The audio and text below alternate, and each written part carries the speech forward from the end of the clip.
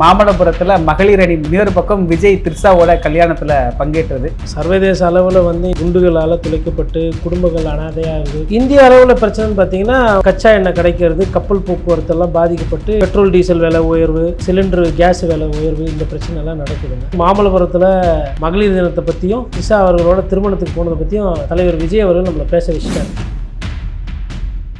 தயாரிப்பாளர் வீட்டு கல்யாணம்னா பத்திரமா போகும் தெரியுது. கரூர்லேயே ஒரு இடத்துல கூப்பிட்டு பார்த்துருக்கலாம். அவங்க என்ன லாட்ரி டிக்கெட் பரிசு கொடுக்கலாம் கூப்பிட்டு 5 லட்ச ரூபா பணம் வந்து வாங்கிட்டு போங்க பேப்பர்ஸ்லாம் காட்டிட்டுன்னு என் 2 கண்ணால் பார்த்தேன். நான் நடந்தது விஜய் வண்டியில இருந்து பார்த்தாரு. நான் ஜனங்களா நின்று பார்த்த பத்திரிகைக்காரன் அந்த வைத்தறிச்சொல்லி வேதனைன்னு சொல்றேன். அவர் இன்னும் திருந்தலை, விரைவில் திருத்தப்படுவார்.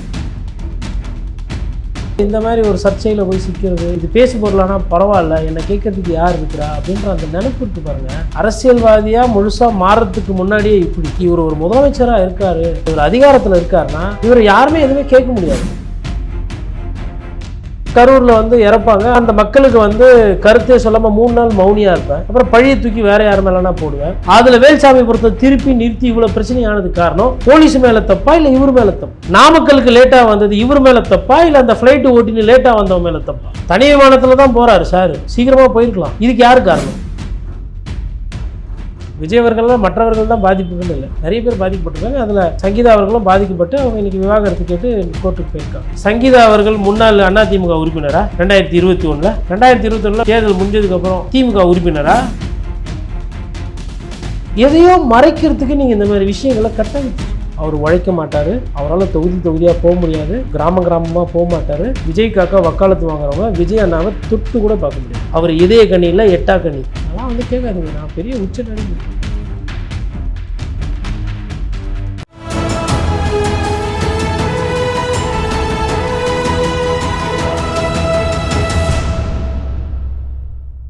தமிழ் நிறம் நேயர்களுக்கு வணக்கம். இன்று நம்முடைய மூத்த பத்திரிகையாளர் திரு கோட்டீஸ்வரன் அவர்கள் இணைந்துள்ளார். சார் வணக்கம். சார் வணக்கம். நேயர்களுக்கு அன்பு வணக்கம். எப்படி இருக்கிறீங்க சார்? நலமா இருக்கேன் சார். ஒரு பக்கம் மாமல்லபுரத்தில் மகளிர் அணி, இன்னொரு பக்கம் விஜய் த்ரிஷாவோட கல்யாணத்தில் பங்கேற்றது ஒரு பெரிய பேசு பொருளாக மாறி இருக்கேன் சார். நாட்டில் நிறைய செய்திகள் நடக்குதுங்க. சர்வதேச அளவில் வந்து இன்றைக்கி மக்கள் வந்து குண்டுகளால் துளைக்கப்பட்டு குடும்பங்கள் அனாதையாகுது, குழந்தைகள் சாகுறாங்க. 1000க்கும் மேற்பட்ட இஸ்லாமிய சொந்தங்கள் வந்து இன்றைக்கி நம்ம கூட இல்லை. போருன்னு ஒரு விஷயம் நடக்காமல் இருந்தால் அவங்க இன்றைக்கி உயிரோடு இருப்பாங்க. அது ஒரு தாக்கம். இன்னொன்று வந்து இது சர்வதேச பிரச்சனை. இந்திய அளவில் பிரச்சனைன்னு பார்த்திங்கன்னா உங்களுக்கு கச்சா எண்ணெய் கிடைக்கிறது, கப்பல் போக்குவரத்தெல்லாம் பாதிக்கப்பட்டு இன்றைக்கி பெட்ரோல் டீசல் விலை உயர்வு, சிலிண்டரு கேஸ் விலை உயர்வு, இந்த பிரச்சனைலாம் நடக்குதுங்க. கடைசியில் நம்மளை வந்து இன்றைக்கி வந்து மாமல்லபுரத்தில் மகளிர் தினத்தை பற்றியும் த்ரிஷா அவர்களோட திருமணத்துக்கு போனதை பற்றியும் தலைவர் விஜய் அவர்கள் நம்மளை பேச வச்சுட்டார். அன்பார்ந்த தமிழ் சமூகம் வந்து எப்பயுமே வந்து ஒரு பெரிய அரசியல். ஐயா அறிஞர் அண்ணா சொல்லுவார், மாபெரும் தமிழ் கனவு எனக்கு இருக்குது அப்படின்ற மாதிரி, தமிழ்நாடு அப்படின்ற மாதிரி இருக்கும். அப்படி ஒரு நிலைமைக்கு போக வேண்டிய நம்ம வந்து இன்றைக்கி வந்து, ஏன்னா இவர் கட்சி தொடங்கியிருக்கார். தனிப்பட்ட ஒரு நடிகர் எப்படி போகிறாரு, யாரோட போகிறாருன்றதை பார்க்குறது மற்றவங்களோட வேலை கிடையாது, அது அநாகரிகம். பட் ஒரு கட்சி, அந்த கட்சிக்கு பின்னாடி ஒரு லட்சக்கணக்கான மக்கள் வந்து அந்த கட்சிக்கும் ஆதரவு தெரிவிக்கிறாங்க. தாவேக்காக்கு ஆதரவு இல்லை அப்படின்னு நம்ம வந்து குறைத்து மதிப்பிடக்கூடாது. கண்டிப்பாக ஆதரவு இருக்குது. அவங்க 10 விழுக்காடு வாங்குறாங்களா 15 விழுக்காடு வாங்குறாங்களா அப்படின்றது என்னோடய பார்வை. பட் அந்த 10 விழுக்காடோ இல்லை 12 13 ஏதோ ஒன்று, அதுவும் மக்கள் தானே, அவங்களும் இந்த நாட்டினுடைய பிரஜை தானே. அப்போ அவர்களுக்கு உண்டான தலைவராக தான் தாவேக்கா தலைவர் விஜய் இருக்கார். அப்படி ஒரு விஜய் அவர்கள் வந்து இந்த மாதிரி ஒரு சர்ச்சையில் போய் சிக்கிறது, இல்லை இந்த சர்ச்சையை விரும்புகிறது, இது பேசு பொருளானா பரவாயில்ல, என்னை கேட்கறதுக்கு யார் இருக்கிறா அப்படின்ற அந்த நினைப்பு இருக்குது பாருங்கள். அரசியல்வாதியாக முழுசாக மாறுறதுக்கு முன்னாடியே இப்படி அப்படின்னா, இப்போ நாளைக்கு இவர் ஒரு முதலமைச்சராக இருக்கார், இல்லை இவர் அதிகாரத்தில் இருக்காருன்னா இவர் யாருமே எதுவுமே கேட்க முடியாது. நிதர்சனமான உண்மை அதுதான். பணம் கட்டணும், இன்கம் டேக்ஸ் நோட்டீஸ் கொடுத்தா கட்ட முடியாது. கார் வாங்குவேன், அதுக்கு வரி கட்டணும்னா கட்ட முடியாது. என்ன பண்ணுவோம், கோர்ட்டுக்கு போவோம். கோர்ட்டு சொன்னாலும் நான் கட்ட முடியாது, நான் மேல் கோர்ட்டு போவேன். அதுக்கப்புறம் கோர்ட்டு எதுனா ஒரு கருத்து சொல்லிச்சுன்னா அதை இந்த கருத்து திருப்பி வாங்குறதுக்கு மறுபடியும் வழக்காடு மன்றம் போவேன். அதுக்கப்புறம் வந்து கரூரில் வந்து இறப்பாங்க, ஆனால் அவங்கள போய் நான் வீட்டில் பார்க்க மாட்டேன், அவங்கள வந்து என்னை வந்து அவங்க பார்க்கணும். தூய்மை பணியாளர்கள் சாலையில் போராட்டம் பண்ணுவாங்க, அவங்கள கூப்பிட்டு நான் வீட்டில் பார்ப்பேன். அப்புறம் அந்த மக்களுக்கு வந்து கருத்தே சொல்லாமல் 3 நாள் மௌனியாக இருப்பேன். அப்புறம் பழியை தூக்கி வேறு யார் மேலனா போடுவேன். அதுக்கப்புறம் வந்து என்னோடய தொண்டர்கள் வந்து எப்பயுமே காலக்கேயர்கள் மாதிரி தான் நடந்துக்குவாங்க. டிரான்ஸ்ஃபார்மர் மேலே ஏறுவாங்க, மரக்கிளையை உடைப்பாங்க, பொது சொத்துக்கு இன்னல் கொடுப்பாங்க. இவ்வளவும் கொடுத்தாலும் நாங்கள் இப்படி தான் இருப்போம், நாங்கள் எங்கள் போக்கை மாற்றிக்க மாட்டோம். இது அரசியல் கட்சி தலைவராக இருக்கக்கூடிய விஜய். அதே தனிப்பட்ட வாழ்க்கையில் எடுத்திங்கன்னா நீங்கள் சொன்ன மாதிரி மனைவியாரோ அவங்களும் பாதிக்கப்பட்டிருக்காங்க. விஜய் அவர்கள்லாம் மற்றவர்கள் தான் பாதிப்புகள் இல்லை, நிறைய பேர் பாதிக்கப்பட்டிருக்காங்க. அதில் சங்கீதா அவர்களும் பாதிக்கப்பட்டு அவங்க இன்றைக்கி விவாகரத்து கேட்டு கோர்ட்டுக்கு போயிருக்காங்க. அப்போ ஏதோ ஒரு பிரச்சனையை வந்து சரி செய்ய முயற்சி பண்ணியிருப்பாங்க. அதை சரி செய்யறதுக்கு விஜய் அவர்கள் ஒத்துக்கொள்ளவில்லை. ஓகே, அது தனிப்பட்ட வாழ்க்கையை நம்ம கடந்து போகலாம். எப்போ கடந்து போகலான்னா, அவர் விவாகரத்து வாங்கி பிரிஞ்சிட்டாருன்னா பிரச்சனை கிடையாது. சட்டத்தில் அது கரெக்டு. அந்த விவாகரத்து பத்திரிகையை தூக்கி, அந்த நோட்டீஸை தூக்கி நம்ம மூஞ்சிலே வீசலாம். என்ன கேள்வி கேட்குறீங்களே, நீங்கள்லாம் யோகியமா, நீங்கள்லாம் சரியாக இருக்கீங்களா, உங்களுக்கெல்லாம் தனிப்பட்ட வாழ்க்கை இல்லையா, உங்களுக்கெல்லாம் அந்தரங்கம் இல்லையா அப்படின்னு அவர் கேட்கலாம். ஆனால் பொது வாழ்க்கைக்கு வரும்போது, ஒரு விவாகரத்து கேஸ் நிலுவையில் இருக்கும்போது இந்த மாதிரி ஒரு சர்ச்சைக்குரிய வகையில் அவர் நடந்து கொள்வது என்பது தமிழக அரசியலுக்கும் தமிழக இளைஞர்களுக்கும் அது நல்ல எடுத்துக்காட்டு அல்ல.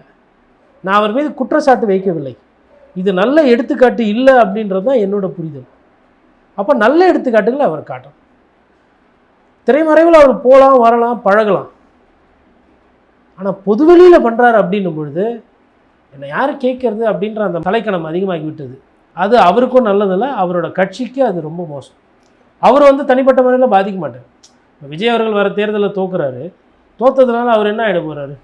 திருப்பியும் படம் நடிக்க போகலாம், அந்த படம் ஓடத்தான் செய்ய போகுது. இன்னும் சுருக்கமாக சொன்னால் இந்த மாதிரி விஷயங்களில் மாற்றவங்க படம் தான் நல்லா ஓடும்.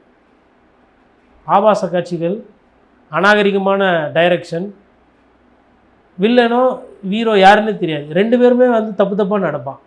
இவனும் குஸ்ட்டு வேலைக்கு போகாமல் ஒரு மாதிரி சுற்றிக்கிட்டு இருப்பான், அவனும் பொறுப்பற்ற முறையில் இருப்பான். ஃபஸ்ட் ஹாஃபுக்கு மேலே தான் எவன் வில்லன் எவன் ஹீரோன்னு நமக்கு பார்த்தா தெரியும். வில்ல வேலையும் ஹீரோவே சேர்த்து பண்ணுறாப்புல. இப்போ இன்னும் ரேப்பு தான் பண்ண ஆரம்பிக்கல நம்மளோட ஹீரோக்கள்.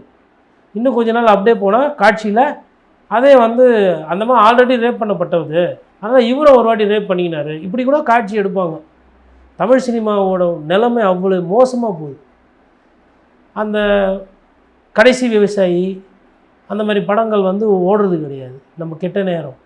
அதே மாதிரி நல்ல படங்கள் வருதுங்க, நான் இல்லைன்னா மறுக்க மாட்டேன். இப்போ கூட காந்தாரா வந்தது, நல்லா ஓடிச்சிங்க. பரியேறும் பெருமாள் அருமையான படம், அசுரன் அருமையான படம், சமுதாயத்துக்கு செய்தி சொல்கிற படம் இருக்குது, உழைத்து முன்னுக்கு வந்தால் நல்லா வாழ்க்கை இருக்கும், அந்த மாதிரி படமும் இருக்குது. பட் அன்ஃபார்ச்சுனேட்லி அந்த படங்கள்லாம் உச்சத்தை தொடுவது கிடையாது. 2 பொண்டாட்டி 3 பொண்டாட்டி வைத்து எடுக்கிறது, ஒன்று இல்லைன்னா இன்னொன்று, அது இல்லைன்னா இன்னொன்று, அப்படி வைக்கிற காட்சிகள். கர்ப்பம் ஆயிடுவாங்க, கல்யாணம் இன்னொருத்தனோட சொந்தக்காரனோட, அவன் வந்து சொந்தக்கார பொண்ணு மாமன் பொண்ணுன்றதுனால அவனும் மௌனியாக இருப்பான். இப்படி ஒரு காட்சி. அந்த கர்ப்பத்துக்கு யார் காரணமோ அவன் மிச்சர் சாப்பிட்றத விட கேவலமான ஒரு கதாபாத்திரத்தில் அவன் இருப்பான். அந்த படத்துக்கு ஒரு பயங்கரமான ஒரு பேக்ரவுண்ட் மியூசிக்கு, அப்படியே காப்பாற்றுற மாதிரி ஒரு காட்சி. இராணுவத்தில் போராட்டத்தில் போய் குண்டு காட்டுற மாதிரியோ இல்லை ஒரு ஒரு ஒரு பெரிய மக்கள் பிரச்சனையை கையாளுற மாதிரி ஒரு ஒரு காட்சி, ஒரு பேக்ரவுண்ட் மியூசிக். அதை போட்டு 4 பேரே கை தட்டணும், அந்த படம் வெற்றி படமாக ஆகிடுச்சு. இப்போது என்ன பிரச்சனை புரிதல்னா, மக்களோட டேஸ்ட்டு 4 படம் இந்த மாதிரி படம் ஓடலை அப்படின்னா நிறைய விஷயங்கள் மாறும். ஆனால் அதை மக்களும் அங்கே தப்பு பண்ணுறாங்க. மக்கள் கொஞ்சம் சுய பரிசோதனை செய்து, மக்கள்லாம் குறிப்பாக இளைஞர்கள், ஏன்னா இதில் வந்து முதியவர்களை சேர்க்கறதுனா முதியவர்களோட அனுபவத்தினால அவங்க வந்து இதெல்லாம் வந்து ரொம்ப பெருசாக இது பண்ணுறது கிடையாது. இந்த மாதிரி படங்களோ இல்லை இந்த மாதிரி காட்சிகள், இந்த மாதிரி அரசியல்வாதிகள் ஆசை இருக்கிறவங்க இந்த மாதிரி நடந்துக்கிறதுனால தான் பொது வாழ்க்கையில் அந்த தனிப்பட்ட நபர்னுடைய அந்த ஒழுக்கம் என்பது கேள்விக்குறியாக இருக்குது. அரசியல்வாதிக்கு ஒழுக்கம் ரொம்ப முக்கியம். பங்க்சுவாலிட்டி, டிசிப்ளின்னு, loyalty, transparency, leadership skills, dynamism, எவ்வளோ இருக்குது அதில். அதெல்லாம் விஜய் சாருக்கு இதோட அர்த்தம் தெரியுமா, புரியுமா எனக்கு தெரியல. ஆனால் கடைசியில் வந்து த்ரிஷாவோட இவர் போனது நல்லதா கெட்டதா இங்கே வந்து நிற்கிது. உண்மையிலே வந்து உங்களுக்கும் சரி எனக்கும் சரி இது இந்த நேரத்தில் இது ஒரு அவலம். இது இன்றைக்கி வைரல் ஆக்குறாங்க சார். ஓம் சக்தி பராசக்தி, திமுக ஒரு தீய சக்தின்னு சொல்லிட்டு இருந்தாங்க. இன்றைக்கி ஓம் சக்தி பராசக்தி, விஜய் பையனுக்கு த்ரிஷா சக்தி, அப்படியெல்லாம் ஒரு நிலையில் இதெல்லாமா பேசக்கூடிய ஒரு களமாக இன்றைக்கி அரசியல் மாறின ஒரு நிலை ஏற்பட்டிருக்கு. இது ஒரு கரெக்டுங்க. இப்போது மாம்பழம் இருக்குது, மாம்பழம் வந்து அந்த காலத்தில் வந்து மரத்திலே பழுக்க விட்டு எடுத்து சாப்பிட்டாங்க. அப்புறம் அணில் சாப்பிட்டு பிச்சு போட்டுனா அதில் வந்து நச்சு இருக்காது அப்படின்னு சொல்லிட்டு அதை விரும்பி சாப்பிட்ட காலம் போய் இன்றைக்கி அந்த பிஞ்சிலே வெம்புது இல்லை, ஐஸ் வச்சு இதை கல் வச்சு பழுக்க வைக்கிறது, உரம் போட்டு பழுக்க வைக்கிறது, உபாதைகள் வருது. அதை பற்றி கவலை இல்லை. இதுவும் மாம்பழம் தான், அதுவும் மாம்பழம் தான் சொல்லுவாங்க. அன்றைக்கி சாப்பிட்டவங்க ஆரோக்கியமாக சாப்பிட்டாங்க, நல்லா வாழ்ந்தாங்க. அதுக்கு ஒரு ஒரு ஒரு மதிப்பு மரியாதை இருந்தது அந்த மாம்பழத்துக்கு. இந்த மாம்பழத்துக்கு வயிற்று வலியும் விலையும் அதிகம், இது என்னென்ன பிரச்சனையை கொண்டு வரும்னு தெரியாத ஒரு சூழ்நிலை. ஆனால் பார்க்கும்போது ரெண்டும் மாம்பழம் தான். அந்த மாதிரி அவர்கள் கண்ணுக்கு விஜயவரும் ஒரு அரசியல்வாதி தான், மற்ற கட்சியில் இருக்கிறவங்களும் அரசியல்வாதி தான். மற்ற கட்சியில் இருக்கிறவங்க அட்லீஸ்ட் பயந்து பயந்து பண்ணுறாங்க, வெளிப்படையாக எதுவும் தெரியாத அளவுக்கு மக்கள் மீது பயம் இருக்குது. அப்போ குறைந்தபட்சம் மக்கள் மீது பயம் இல்லாத ஒரு தலைவராக விஜய் வந்து மாறிட்டு இருக்காரு. அது வந்து நல்ல அரசியல் அல்ல. எவ்வளோ பெரிய ஆளாக இருந்தாலும் அரசியல்னு வரும்பொழுது மக்கள் மீது ஒரு பயம் இருக்கணும், ஒரு பணிவு இருக்கணும், சிம்பத்தி இருக்கணும். இவருக்கு எம்பத்தியும் இல்லை, சிம்பத்தியும் இல்லை, கன்சிடரேஷனும் இல்லை, எதுவுமே இல்லை. அவரை கேட்டால் இமோஷன் சென்டிமெண்ட் அப்படின்னாரு. நம்மளை கேட்டால் அவருக்கு வந்து லெத்தார்ஜி, கேர்லெஸ்னஸ், எராட்டிக் பிஹேவியர், ஒரு மாதிரி கொஞ்சம் லைட்டாக சம்டைம்ஸ் சேடிஸ்ட் மாதிரி பிஹேவியர் இருக்குது. என்ன எதை வச்சு நான் அதை அப்படி சொல்கிறேன் அப்படின்னா, கொஞ்சம் கடின வார்த்தையாக இருக்கும் நான் பேசுவது. இவருக்கு பாதிப்பு தான். 3 நாள் வீட்டில் ரூம் போட்டு அழுதிங்க ரைட்டு. உங்களுக்கு அழுவதான் பாதிப்பு. அங்கே குடும்பம் காலி. கரூரில் குறைந்தபட்சம் நைட்டில் ஒரு நடிகை கல்யாணத்துக்கு காதம் வச்ச மாதிரி போக தெரியுது. நடிகர் வீட்டு கல்யாணமோ இல்லை தயாரிப்பாளர் வீட்டு கல்யாணம்னா பத்திரமா போக தெரியுது. யாருக்கும் சொல்லாமல், ரசிகர்கள் பட்டம் வராமல், யாருக்கும் தெரியாமல், பொத்துனா போல் கருப்பு கண்ணாடியில் கதவு திறந்து வந்தவன தான் ஜிகின்னு வந்தது அண்ணன் விஜய் கூட தோழி த்ரிஷான்னு. அப்போ தான் தெரியுது. அது வேறெல்லாம் யாருக்கும் தெரியாது. பனையூரில் பங்களாவில் பைனாப்பிள் வருதா தக்காளி வரதா தெரியாது. வந்ததுக்கப்புறம் தான் தெரியுது. அப்படி பொத்துனா போல் கரூரில் போய் தங்கிட்டு கரூர்லேயே ஒரு இடத்துல கூப்பிட்டு பார்த்துருக்கலாம். என்ன சார் நீங்கள் என்ன அவங்களுக்கு என்ன லாட்ரி டிக்கெட்டு பரிசு கொடுக்குறீங்களா? இங்கே கூப்பிட்டு 5 லட்ச ரூபா பணம் ஊந்துக்குது, வந்து வாங்கின்னு போங்க பேப்பர்ஸ்லாம் காட்டிட்டுன்னு. அப்புறம் கதவு மூடின்னு ரூமில் எல்லோரும் காலையில் ஊந்து கும்பிட்டு அழுதாராம். எதுக்கு இந்த வேலையெல்லாம் பார்க்குறீங்க? வாழ்நாள் பூரா அழுதாலும் அது ஈடு ஆகாது. ஏன்னா நான் இதை 100% கர்வத்தோடு சொல்லுவேன். என் 2 கண்ணால் பார்த்தேன் நான் நடந்ததை. விஜய் வண்டியிலேருந்து பார்த்தாரு, நான் ஜனங்களாக நின்று பார்த்த பத்திரிகைக்காரன். நான் நிறைய காணொலியில் அப்போ அந்த ஃபோட்டோஸ்லாம் காட்டியிருப்பேன். அந்த வைத்தறிச்சலையும் வேதனைன்னு சொல்கிறேன். அவர் இன்னும் திருந்தலை, விரைவில் திருத்தப்படுவார். இன்னொன்று, ஒரு நல்ல விஷயம் என்ன நடக்குதுன்னா, அவர் நல்ல வேலை கூட்டணியாக இருக்கும் போல். அதனால் மற்ற கட்சிகள் சேர்த்து அவர் அடிக்கும்பொழுது ஒரு சைடு மக்கள் கொஞ்சம் கோபமாக இருக்காங்க. அது அவருக்கு தெரியல. மக்கள் ஆட்சியாளருக்கு மீது கோபம் இருக்குன்னா அதை உங்களுக்கு தான் போடணும்னு நீங்கள் ஒரு தப்பான மனக்கணக்கு போடுறீங்க. தராசு மாதிரி மக்கள் எடை போட்டுருவாங்க, ஈஸியாக அசால்ட்டாக எடை போடுவாங்க. யார் என்ன, எவ்வளவு, என்ன மாதிரி சிந்தனை, எந்த அளவுக்கு புத்தி கூர்மை, நல்லவனா கெட்டவனா, ஏமாத்துக்காரனா, பொய் பேசுகிறானா, நடிக்கிறானா, அழுகுறானா, பித்தலாட்டம் பண்ணுறானா, இவன் எதுக்கு வந்திருக்கான்றதெல்லாம் மக்கள் கண்டுபிடிச்சோம். 2031 வேணால் வாய்ப்பு இருக்கலாம், திருந்தி ஒழுங்காக கட்சி நடத்தினா. 2026 அவருக்கு வாய்ப்பு இல்லைன்றதை நான் 100 விழுக்காடு நம்புகிறேன். ஏன் இப்படி இந்த முடிவுக்கு நான் வரேன் ஒரு பத்திரிக்கையாளர்னா, இன்னும் 40 நாள் தான் இருக்குது. அவர் உழைக்க மாட்டார், அவரால் தொகுதியாக போக முடியாது, கிராமமாக போக மாட்டார். விஜய் காக்கா வக்காலத்து வாங்குறவங்க விஜய் அண்ணாவை தொட்டு கூட பார்க்க முடியாது. அவர் இதய கண்ணியில் 8ஆம் கண்ணி இப்படி தடவி பார்க்கணுன்றதான் அவங்களோட ஆசை. அதை கூட பண்ணி பார்க்க முடியாது. ஆனால் அவர் நம்புறாருல்ல சார், நான் இந்த தேர்தலில் கண்டிப்பாக ஜெயிப்பேன், நான் வந்து ஊருக்கு கிராமமாக ஜெயிச்சதுக்கப்புறம் முதலமைச்சராக வருவேன் அப்படின்னு அந்த அளவுக்கு நம்பிக்கையாக இருக்கிறாரு. கரெக்டு தான், நல்ல நம்பிக்கை தான். நம்ம இப்போ கோயிலெல்லாம் மதுரை தேனிலாம் போய் பார்த்திங்கன்னா அழகர் கோயிலுக்கு ஒன்று ஒவ்வொரு ஆடம் வந்து மாலைலாம் போட்டு கூட்டும்போது ஜமீன்தாருன்னு நினப்பு ஆட்டுக்கு. அப்படி போவோம், ஆடு சந்தோஷமாக போவோம். ஆனால் போனதுக்கப்புறம் தான் தெரியும் பலி அவர் தான் இன்றைக்கி பிரியாணி அப்படின்றது. ஆடுக்கு அது வரலும் தெரியாது. தேர்தலாம் அப்படி தான். நிறைய பேர் இந்த தேர்தல் வந்து பலி வாங்கி இந்த திடீர்னு கூட்டணி போகிறது, திடீர்னு மாறுறது, குடும்ப அரசியல் பண்ணுறது, ராஜ்யசபா எம்பி கேட்குறது எல்லாம் பார்க்குறாங்க மக்கள். நீ எனக்காக அரசியல் பண்ணுறியா இல்லை உன் குடும்பத்தில் உனக்கு வேண்டப்பட்டவங்களுக்கு நீ அரசியல் பண்ணுறதையும் பார்ப்பாங்க. இன்னொன்றுங்க, இவர் இன்றைக்கி குடும்பத்தோடு பிரிஞ்சிருக்கிறதா தகவல். இன்றைக்கி தனி மனிதர், ஒரு தனி மனிதர் எவ்வளவு நல்லா அரசியல் பண்ணலாம் தெரியுங்களா? அது ஒரு வரம். அரசியலில் நீங்கள் தனியாக இருக்கீங்கன்னா அது ஒரு வரம். இப்போது கருத்து பிரச்சனை, விமர்சனம் மோடி அவர்கள் மீதும் இருக்குது. அவரும் வந்து குடும்பத்தை விட்டு பிரிஞ்சு இருக்கிறாருன்ற விமர்சனம் இருக்குது.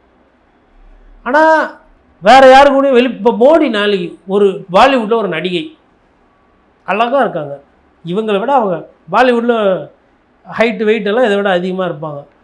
நான் அவரும் சுற்றுறாருப்பா, நான் பிரதமர், என்னை யாரா கேட்பா, சுற்ற முடியுமா முடியாதா மோடியால்? இவராச்சும் பயந்து போனோம் வரணும். ஸ்பெஷல் ப்ரொடெக்ஷன் குரூப் எஸ்பிஜி, இராணுவ கட்டுப்பாடு, தனி விமானம் எப்பயுமே இருக்கும். ஏர்போர்ட்டையே க்ளோஸ் பண்ணுவாங்க, ரோடெல்லாம் க்ளோஸ் பண்ணுவாங்க. போகலாம்ல, என்னை யார் கேட்குறது? அப்படி நினச்சாருன்னா ஆல்ரெடி சர்வாதிகாரின்னு குற்றச்சாட்டு, சர்வாதிகாரின்னு ஜனங்க முடிவு பண்ணுவாங்க. இன்னும் இந்த வயசில் எப்படி ஏதோ ஒரு அம்மாவை கூட கூப்பிட்டு சுற்றிட்டு குடும்பத்தோடு வருமா வராதா? அப்போ ஒரு அரசியல்வாதிக்கு எவ்வளோ விமர்சனம் தாங்கலாம், எந்த விமர்சனம் வரக்கூடாது, எது எல்லை கோடுன்னு தெரிகிற பக்குவம் இருக்கணும். குறைந்தபட்சம் அந்த பக்குவம் கூட இல்லாத ஒருத்தர் தான் விஜய் அவர்கள். இன்றைக்கி காலையில் டைம்ஸ் ஆஃப் இந்தியா பத்திரிகையில் சென்னை டைம்ஸில் அவரை பற்றின செய்தி வருது. முதல் பக்கத்தில் வரல செய்தி.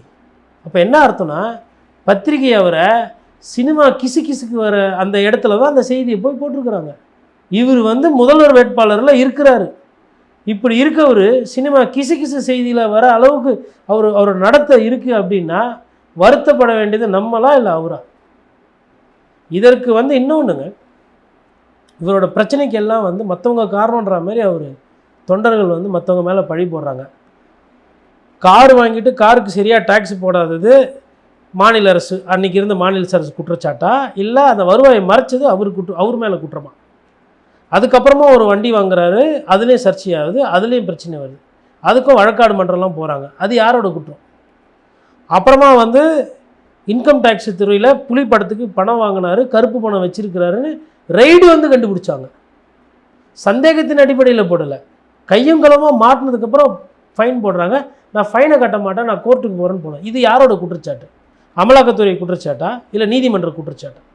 கரூரில் இடம் நெருக்கடியாக இருக்கிற இடத்துல வராதன்னு கெஞ்சாத குறையாக சொன்னதுக்கப்புறமா அந்த வண்டியை எடுத்துகிட்டு வந்து இருட்டில் அது அவ்வளோ கூட்டத்துக்கு அந்த இடம் காணாது. அதில் வேல்சாமி பொறுத்த திருப்பி நிறுத்தி இவ்வளோ பிரச்சனையானதுக்கு காரணம் போலீஸ் மேலே தப்பா இல்லை இவர் மேலே தப்பா? நாமக்கலுக்கு லேட்டாக வந்தது இவர் மேலே தப்பா இல்லை அந்த ஃப்ளைட்டு ஓட்டின்னு லேட்டாக வந்தவன் மேலே தப்பா? தனி விமானத்தில் தான் போகிறாரு சார், சீக்கிரமாக போயிருக்கலாம். இதுக்கு யார் காரணம்? சரி, அங்கேருந்து கரூர்லேருந்து திருப்பி ஓடி வந்தீங்களே, காவல்துறை நாளைக்கு கூப்பிட்டு டிஜிபி பேசுகிறேன், உங்களுக்கு பிரச்சனை இருக்குங்க, நீங்கள் வந்து அரசியல் விட்டு ஒதுங்கிடுங்க, இல்லைனா சிஎம் வந்து உங்கள் மேலே ரொம்ப கோவத்தில் இருக்கார் அப்படின்னு மிரட்டுறாரு. இவர் கேட்பாரா? அங்கே என்ன சொன்னாங்க, போலீஸ் வந்து எங்களை சொன்னாங்க, பிரச்சனை பெருசாகும், மிரட்டுனாங்க, அப்படின்னு நான் வந்துட்டேன் அப்படின்னு ஒரு விஷயத்த சொன்னார். அதே போலீஸ் முன்னாடி வராதான்னு சொன்னாங்களே, அந்த தெருக்குள்ளே அவ்வளோ கிட்ட போகாதீங்க, இதோட நிப்பாட்டுங்கன்னு சொன்னாங்களே, அப்போயும் அந்த அறிவுரையை கேட்கல. சரி, அதுக்கப்புறமா சொன்னாங்க, போயிட்டாங்க.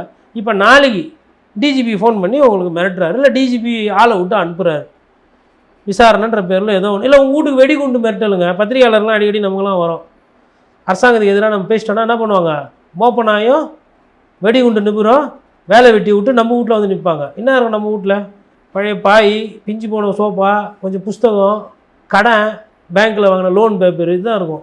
பத்திரிகையாளர் வீட்டுக்கு வருவாங்க. அது மாதிரி நாளைக்கு விஜய் சார் வீட்டுக்கு போயிட்டு பனையூர் வீட்டில் குண்டுக்குது அப்படின்னு சொல்லிட்டு நீங்கள் தடுத்து நிப்பாட்ட முடியல. எங்களுக்கு சார், எங்களுக்கு கொலை மிரட்டல், குண்டு மிரட்டல் வந்து சார், நீங்கள் ஒரு தலைவர், கட்சியினுடைய தலைவர், ஒய்பிரிவு பாதுகாப்பில் இருக்கிறீங்கன்னு சொல்லிட்டு டெய்லி 4 போலீஸ் வீட்டுக்கு போனால் இவர் இந்த இருட்டிலேயே ஜாலியாக வாழற ஒரு வாழ்க்கை, அந்த வாழ்க்கை வாழ முடியுமா? அப்போது போலீஸ் சொன்னால் நீங்கள் எல்லாத்தையும் கேட்டுக்குவீங்களா? அப்போது எதையோ மறைக்கிறதுக்கு நீங்கள் இந்த மாதிரி விஷயங்களை கட்ட வைத்துட்டு. சரி, சங்கீதா அவர்கள் முன்னாள் அதிமுக உறுப்பினரா 2021? ஏன்னா அப்போ ஆட்சியில் அவங்க இருந்தாங்க. அப்புறம் 2026 இப்போ ஆட்சி திருப்பி தேர்தல் வரப்போகுது. சரி, 2021 மேபி தேர்தல் முடிஞ்சதுக்கப்புறம் திமுக உறுப்பினரா, இல்லை ஸ்டாலின் சார் தான் வந்து சொல்லி கொடுத்து, அம்மா அது மாதிரி ஒரே கொச்சல் கொடுக்குறாம்மா, எனக்கு கெட்ட பேர் வருது, நீ வந்து கொஞ்சம் டிவோர்ஸ் பெட்டிஷன் இப்போ போடு அப்படின்னு 2026 இவர் கட்சி தொடங்க போகிறாரு, 2021 அன்றைக்கே சொல்லிட்டாரா கண்டுபிடிச்சி? இவர் என்னை கேட்குறதுக்கு யார்? நான் இப்படி தான், அதெல்லாம் வந்து கேட்காதீங்க, நான் பெரிய உச்ச நடிகர். நிகழ்கால அரசியல் குறித்து பல தகவல்களை பகிர்ந்து கொண்டதுக்கு நன்றிங்க சார். நன்றி. இதே போன்று நிகழ்கால அரசியலின் சாரம்சங்களை அரசியல் ஆளுமைகளின் நேர்காணல் வழியே தொடர்ந்து காண தமிழ் நிறம் வலையொலியை சப்ஸ்கிரைப் செய்யுங்கள். தங்களின் மேலான கருத்துக்களை கருத்துளை பெட்டியில் பதிவிடுங்கள். நன்றி, வணக்கம்.